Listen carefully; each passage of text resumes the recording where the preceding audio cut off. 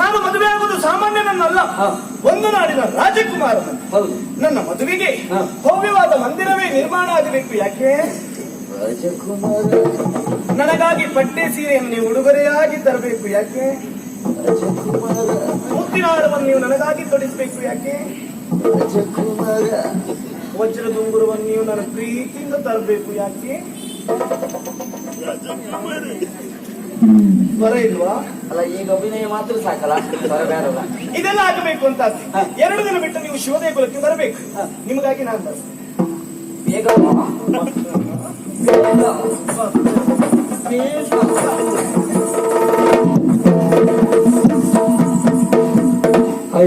ಎಂತ ಬದಲಾವಣೆ ಆಗ್ತದೆ ಮಾತ್ರ. ಈಗ ಬದಲಾವಣೆ ಹಾದಿಗಳು ಶುರು ಮಾಡಿದ್ರು.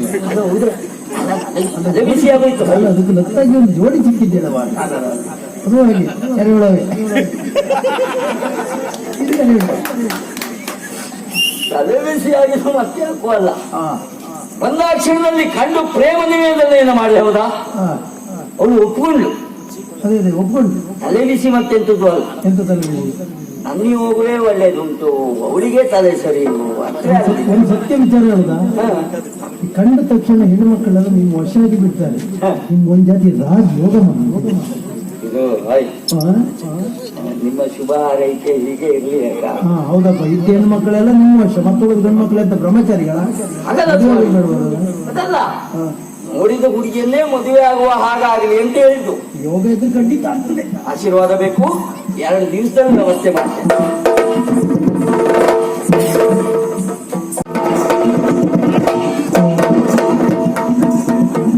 ಯಮಸ್ವಾಮಿ ಎಲ್ಲೋ ನಮಸ್ಕಾರ. ನಮಸ್ಕಾರ. ನಿಮಗೆ ಹೇಳಿದ್ದು ನಾನು. ನಾ ಯಮನ ಒಳಗನ್ನಡಂ. ಅಣ್ಣ, ನೀ ಕನ್ನಡದಲ್ಲಿ ಮಾತಾಡು. ನೀನು ಹಾಳೆತ್ತು ಹೋಗ್ತಲ್ಲ ಬೇಡ. ಒಂದ್ಸರಿ ಬಾಯಿ ಹಾಕೋದು ನೀ ಎಲ್ಲ ಭಾಷೆಗೂ ಭಯ ಆಗ್ತದೆ. ಅದಕ್ಕಲ್ಲ, ಒಂದು ಸ್ವತಂತ್ರ ಆಗ್ತಿಲ್ಲ, ಅದೇ ತಲೆಬಿಸಿ ಓಡೋಗುತ್ತೆ. ಪ್ರಯತ್ನ ಮಾಡ್ಲಿಕ್ಕೇನು ಅದಲ್ಲ ಸ್ವಾಮಿ. ನನಗೀಗ ತಲೆಬಿಸಿ ಪ್ರಾರಂಭ ಆಗಿದೆ ನೋಡಿ. ಅದೊಂದು ಕೊಟ್ಟನಲ್ಲ ದೇವರು, ಹಾಗಾಗಿ ಹೀಗಾಗ್ತಾ ಉಂಟು. ವಿಷಯ ಅಂತ ನನ್ನ ಪರಿಸ್ಥಿತಿ ಏನಾಗಿದೆ ಗೊತ್ತಾ? ಗೊತ್ತಿಲ್ಲ. ಶನೇಶ್ವರಕ್ಕೆ ಹೋದ್ರು ರಾಮೇಶ್ವರ ಬಿಡದು ಎಂಬಂತೆ. ಹಾಗಲ್ಲ ತಮ್ಮ, ರಾಮೇಶ್ವರ ಶನೇಶ್ವರ ಬಿಡ್ಲಿಲ್ಲ ಎಂಬಂತೆ.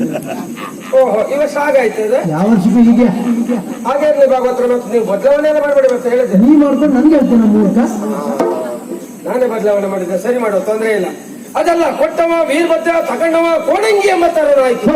ಕೊಟ್ಟವ ಕೋಡಂಗಿ, ತಗೊಂಡವ ವೀರಭದ್ರ ಎಲ್ಲ ಹಿಂದೆ ಮುಂದೆ ಮಾಡ. ಇವತ್ತು ಹಾಗಾಯ್ತದ. ಯಾವ ವರ್ಷಕ್ಕೂ ನಾ ಹೇಳ್ದಾಗ ಹಾಗೆ ಇರ್ಲಿ. ಅದಕ್ಕೆಲ್ಲ ತಲೆಬಿಸಿ ಯಾಕೆ ಮಾಡ್ಕೊಳ್ಬೇಕು ಭಾಗವತ್ರೆ? ಒಳ್ಳೆ ಮೇಲಕ್ಕೆ ಹಾಗೆ ಮಾಡಿದ್ರಾಯ್ತು. ನಾನು ಕೆಳಗೆ ಮಾಡ್ತಾ ಇರ್ತೇನೆ. ಅದಲ್ಲ ಸ್ವಾಮಿ, 1000 ಮಾತಾಡುವಾಗ 999 ತಪ್ಪುವುದು ಮನುಷ್ಯನ ಸಹಜ ಗುಣ. ನಿನ್ನಂತ ಮೂರ್ತಿದ್ರೆ ಅದ್ ಮಾಡ್ತಾನೆ ಇರು. 1000 ಮಾತಾಡಿದಾಗ 999 ಸರಿ ಮಾತಾಡಿ ಒಂದು ತಪ್ಪಿಗೆ ಚೆನ್ನ ಉಂಟು.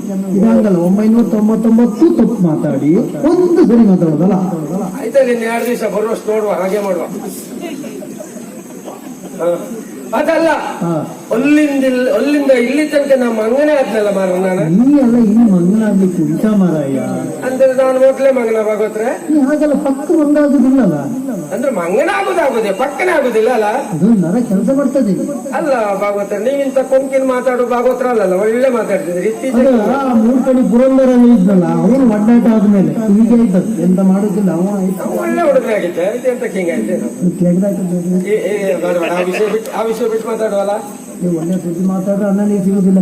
ಇಲ್ಲ, ಅನ್ನ ನೀರೆಲ್ಲ ಸಿಗುದಿಲ್ಲ. ಒಳ್ಳೆ ತುಂಡು ಸಿಕ್ಕತ್ತು. ಅದನ್ನ ತಿನ್ನುದಿಲ್ಲ, ಅವನೇ ತಿಂದು ಎಷ್ಟಿದ್ರು ಕಡಿಮೆ ಅವನಿಗೆ. ನಾನು ನೋಡಿ ಬಂದಿನ ಹೋಗತ್ರೆ ಬೇರೆ ಮಾತಾಡುವಾಗ ಅದಲ್ಲ ಸ್ವಾಮಿ. ಈ ಪಾಪಿ, ದುಷ್ಟ, ಅವಿವೇಕಿ, ನೀಚ, ಅಧಮ, ಕಾಮುಕ ಸದಾನಂದ ಇದ್ದಾನಲ್ಲ. ಶಬ್ದ ಬೇಕಾದ್ರೆ ಹೇಳಿ, ಕೊನೆಗೆ ಹೇಳಿದ್ರಲ್ಲ, ಆ ಮುಖ ದೇವರನ್ನೇ ಅಲ್ಲ. ಅವನು ಕೆಳಗೆ ಬಿದ್ದ ತೆಗ್ದಾಗ್ದವ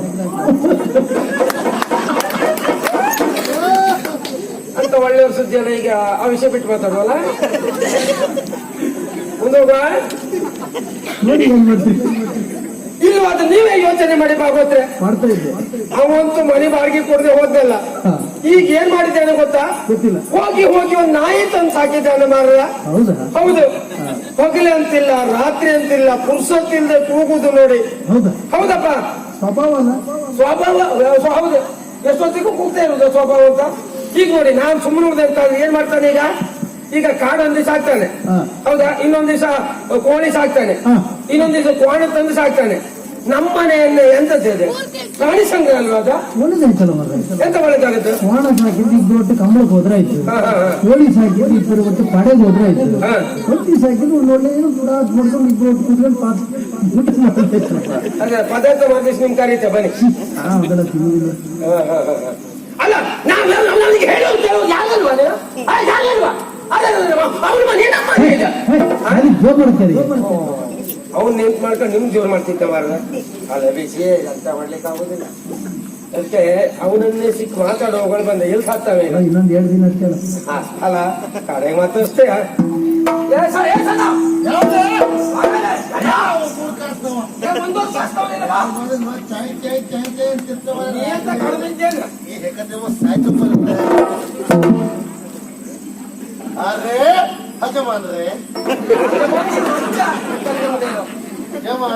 ಯಜಮಾನರೇ ಹೇಗಿದ್ಯಪ್ಪ? ಯಾರು ನೀನು? ನನಗೇನ್ ತೊಂದ್ರೆ ಉಂಟು ಸ್ವಾಮಿ. ಇಂಥವರ ಆಶೀರ್ವಾದ ಎಲ್ಲಿವರೆಗೆ ಇರ್ತದೋ ಅಲ್ಲಿವರೆಗೆ ಯಾವ ಸಮಸ್ಯೆ ಆಗುದಿಲ್ಲ ಹೇಳುವ ಪೂರ್ಣ ವಿಶ್ವಾಸ ಉಂಟು ನನಗೆ. ಹೌದಪ್ಪ, ನೀನು ನನ್ನ ಕೊಡಬೇಕಾದ್ದನ್ನು ಕೊಡುದಿಲ್ಲ ಬಿಟ್ರೆ ವರ್ಷ ಹೋದಾಗ ಇಂಥದ್ದೇ ಮಾತಾಡ್ ನಿನ್ನ ಕೊಳ್ಳಲಿದ್ದು ದಪ್ಪ ಅಂತ ಹೋಗುದೇ ಇದೆ. ಇದೆಂತದಪ್ಪ ಹಿಂಬದಿ ನೋಡಿ.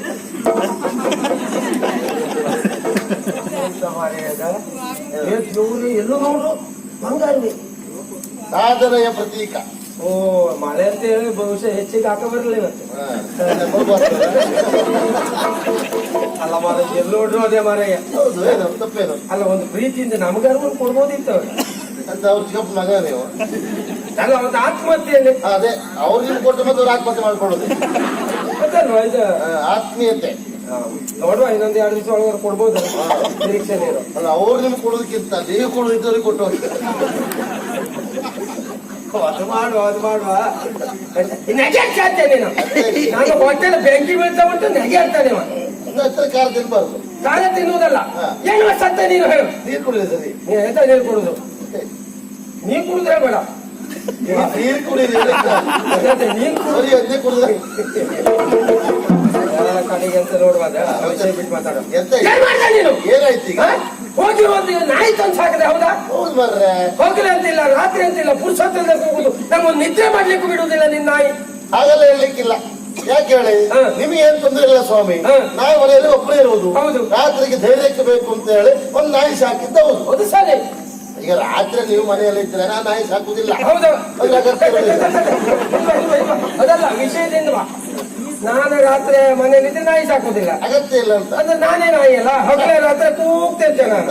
ಮಾತಾಡ್ತೀವಿ ಮನೆಯಲ್ಲಿ ನೀವು. ನಿಮ್ಗೆ ನಾಯಿ ಅಂತೇಳಿ ನಾಯಿ ಬೇಸರಾಗುದಿಲ್ವಾ? ನಿನ್ನ ಕೊಡಿತ ಮಗನೇ, ಅಂದ್ರೆ ನಾನೇ ನಾಯ? ನೀವು ಮಾನವ ಅತೀತ. ಅದು ಮಾನವತೆ ಇದ್ದವ್ರು ಯಾಕೆ ಹೀಗೆ ಮಾಡಿದೆ? ಧೈರ್ಯಕ್ಕೆ ಬೇಕು ಅಂತ. ಹೌದಾ? ನಾನು ನಿನ್ನಲ್ಲಿ ಬಾಡಿಗೆ ಕೇಳಿದೆ.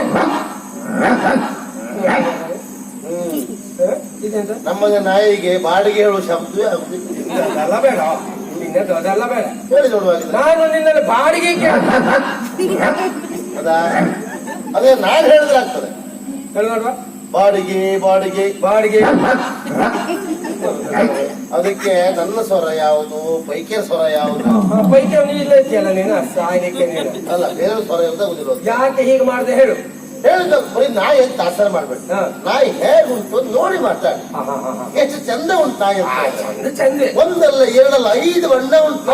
5 ಬಣ್ಣ ಇರ್ತದೆ. 1 2 3 4 5 ನೋಡ್ದೆ ನಾನು 5 ಬಣ್ಣ ಇರ್ತದೆ. ಹೌದು, 5 ಬಣ್ಣ ಮಾತ್ರ ಅಲ್ಲ, ಮತ್ತೆ ಹೆಸರು ಹಾಗೆ ಇಟ್ಟಿದ್ದೇನೆ ನಾಯಿಗೆ. ಹೌದು, ಹೆಸರು ಹೌದು. ಎಂತ ಹೆಸರು? 5 ಗೊಂಬೆ. 5 ಗೊಂಬೆ. 5 ಗೊಂಬೆ ಅಂತ ಹಾಕಿಟ್ಟೆ. 5 ಬಣ್ಣ ಇರುವುದರಿಂದ 5 ಗೊಂಬೆ. ಹೆಸರಿಟ್ಟವರು ಸಾಹಿತ್ಯ ರತ್ನಾಕರಾಸರಾರಲ್ಲ ನೀನು. ದೇವರು ನಿನ್ನ ತಲೆನಲ್ಲ ಮಾರಯ್ಯ. ಅಡ್ಡಿಲ್ಲ, ಅದು ಪುಸ್ತಕ ಕೂಗ್ತಾವ ಕಟ್ಟಕ್. ಹೌದಾ? ಕಟ್ ಕಟ್ ಕಟ್ ಕಟ್ಟಕ್ ಹೋಗ್. ಭಾಗವತ್ರೆ, ಆ ಹುಡುಗಿ ಎಂತವನೇ ಆಗ್ಲಿ ಬರ್ರ, ಅವನ್ ತಲೆಗೆ ಮೆಚ್ಚಬೇಕಲ್ಲ. ತಲೆ ಒಳ್ಳೆದು. ಈಗ ಇದಕ್ಕೆಲ್ಲ ವಿಶೇಷ ಯಾವ್ದು ಗೊತ್ತಾ ಬಾಬಾ? ಒಂದು ನಾಯಿ ತರುವುದು ವಿಶೇಷ ಅಲ್ಲ, ಹಾ. ಒಂದು ನಾಯಿ ಹೆಸರು ಇಡುವುದು ವಿಶೇಷ. ಅಲ್ಲ. ಅವೆಂತ ಸಾಹಿತ್ಯ ಜೀವಾಕರಣ, ರತ್ನಾಕರ. ರತ್ನಾಕರ. ಹಾ. ಈಗ ನೋಡಿ ಎಂತದ್ದು 5 ಗೊಂಬೆ ಅಂತ ಹೆಸರಿಟ್ಟಂತೆ. ಹೌದು. ಆಹಾ ಅವನ ತಲೆಯೇ, ಆಹಾ ಮೆಚ್ಚಲೇಬೇಕು ಭಗವಂತನ, ಮೆಚ್ಚಲೇಬೇಕು. ಹೆಸರು ಒಳ್ಳೇದುಂಟಲ್ಲ, ಹೌದೌದೌದು. ಅಲ್ಲ ಅವನ ತಲೆಗೆ ಮೆಚ್ಚಿ ಪಾರಿತೋಷಿಕ ಕೊಡುವ. ಹಾ. ಈ ನಿಮ್ ತಲೆಗೆ ಯಾವ್ದ್ರ ಕೊಡುದು ಯೋಚನೆ ಮಾಡ್ತಾ ಇದ್ದೆ. ಯಾಕೆ ಎದ್ರಿಂದ ಎದುರು ಮಂಗ ಮಾಡಿದ್ರು ಗೊತ್ತಾಗ್ಲಿಲ್ಲ ಮಂಗ ಆಗುವ ಅಲ್ಲ. 5 ಗೊಂಬೆ ಅಂದ್ರೆ ಅರ್ಥ ಅಂತ ಗೊತ್ತಾಯ್ತಾ? ನೀವೇ ಹೇಳಿ ನೋಡು. 5 ಗೊಂಬೆ ಅಂದ್ರೆ ಅರ್ಥೇನು ಹೇಳಿ ನೋಡು. 5 ಅಂದ್ರೆ ಪಂಚ, ಇದು ಅಂದ್ರೆ ಪಂಚಮದು ಮಾರ್ರೆ, ಗೊಂಬೆ ಅಂದ್ರೆ ಮೂರ್ತಿ. ಮೂರ್ತಿ. ಪರ್ಯಾಯವಾಗಿ ನಾಯಿಗೆ ಹಾ. ನಿಮ್ಮ ಹೆಸರೆಂತ? ನನ್ನ ಹೆಸರು ಪಂಚಮೂರ್ತಿ. 5 ಗೊಂಬೆ ಅಂತ ನಿಮ್ಮ ಹೆಸರನ್ನೇ ನಾಯಿಗೆ ಇಟ್ಕೊಂಡು ನಿಮ್ಮಲ್ಲೇ 5 ಬಣ್ಣ ಹುಡುಕಿ ನಿಮ್ಮ ಹಿಂದ್ಗಡೆ ನಿಂತ್ಕೊಂಡು 5 ಗೊಂಬೆ ಬಾ ಅಂತೇಳಿ ನಿಮ್ಮನ್ನೇ ನಾಯಿ ಮಾಡಿದೆ. ಎಂತ ಮಾಡುದು? ಎಲ್ಲಿ ಹೆಕ್ಕತ್ತಿಮ್ಮದ ಮಾರ್ರೆ ಇದ ದೇವರೇ ಅವಲ್ಲ, ನಾನ ಅಲ್ಲದು ಬೇಜಾರು. ಸುಮ್ಮನೆ ಬಾಬತ್ರ ನೀವು. ಈ ಪಾಪಿ ನಮ್ಮಲ್ಲೇ ಇಟ್ಕೊಂಡು ನಾಯಿಗೆ ನನ್ನ ಹೆಸರು ಇಟ್ಟದ್ದ.